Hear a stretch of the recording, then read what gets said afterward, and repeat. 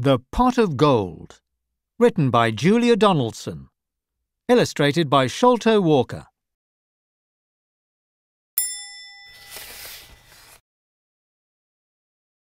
Sandy and Bonnie kept sheep.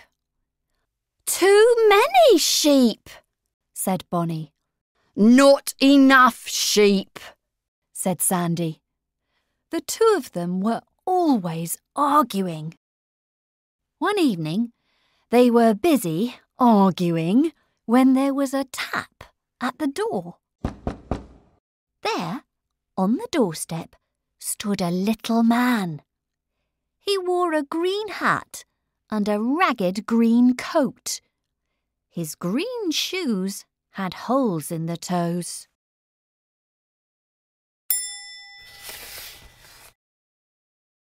"Can I stay here for 2 nights?" he asked. "Yes," said Sandy.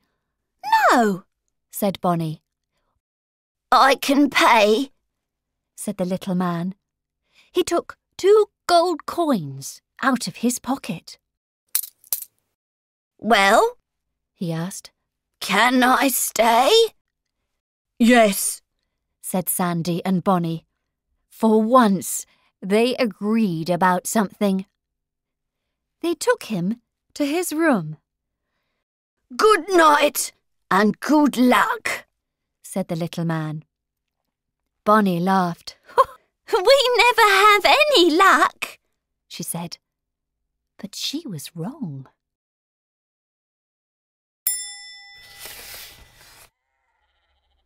The next day, Sandy was on the hill with the sheep when he saw a big pile of stones. "That's funny," he said. "I can see something gleaming." Sandy took away some of the stones and he saw a heap of gold coins. "I'll run home and fetch a big pot to carry them in," he said.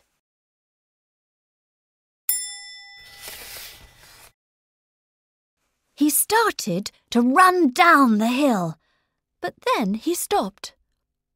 "Suppose someone finds the coins when I'm gone," he said to himself. He put the stones back and stuck his stick into them so that he would be able to find the right place again. Sandy ran home. "We're rich!"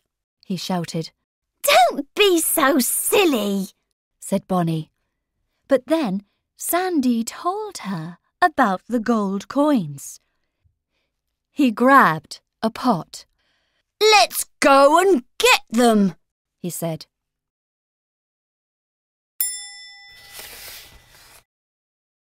"Don't be so silly," said Bonnie again. "People will see us.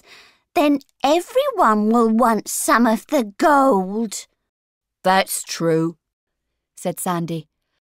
"Let's wait till it's dark." Bonnie put some food and water on the table. "Just think," she said. "With all that money, we can buy a new house." "Don't be silly," said Sandy. "We don't need a new house, but we do need some more sheep."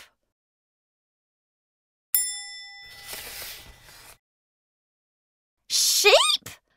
cried Bonnie. "We've got too many sheep already. We can stop keeping sheep, and I can buy lots of new clothes." "Clothes?" shouted Sandy. "You don't need any more clothes. You've got too many clothes already." He banged his fist on the table. "I have not," yelled Bonnie, and she threw a chip at him.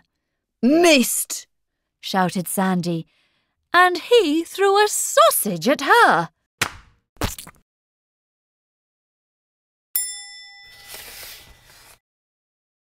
They were shouting so loudly that they didn't hear the little man come downstairs.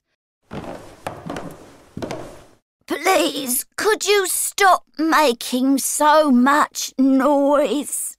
He asked. Oh, shut up! Yelled Bonnie. She was in such a temper that she picked up a jug of water and threw it all over the little man. Sandy laughed.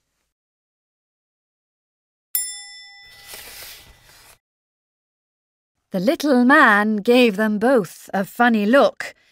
Then he went upstairs. Good night, he said. But this time he didn't say good luck. It was dark now, and the moon was out. Let's go and get the gold, said Sandy. They took the pot and carried it up the hill. There's the pile of stones with your stick in it, said Bonnie. She took away some of the stones. I can't see any gold, she said. You were just making it up.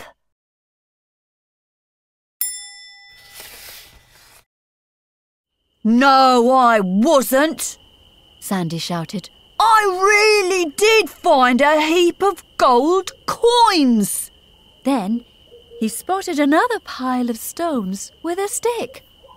Oh, that's funny, he said. Sandy and Bonnie looked around them.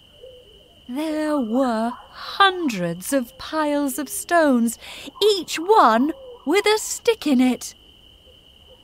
They hunted all night, but they didn't find the gold.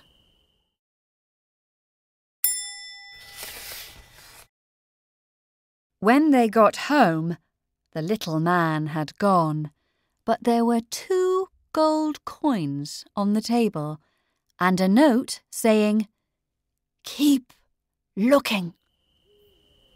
Sandy and Bonnie did keep looking. They looked every night, but they didn't find the gold. They are still looking, and they are still arguing.